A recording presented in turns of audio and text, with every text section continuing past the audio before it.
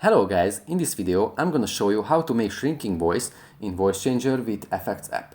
But first I just want to mention, do not forget to subscribe to my channel, because at 100,000 subscribers I'm gonna show you my whole YouTube revenue statistics and growth strategy and how to make money online. Now let's jump into it. First of all, let's open the app. As we can see, here we have a lot of options, but first we need to record something. For record on audio file, we have to press the microphone icon on the top center and we have to say something. For example, let's say, "Hello guys, I will show you how to change your voice with this app."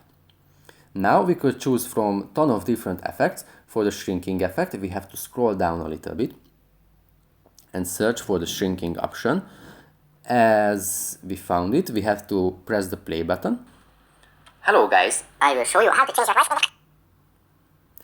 And that's alright. That's pretty much it for this video, guys. See you in the next one. Bye.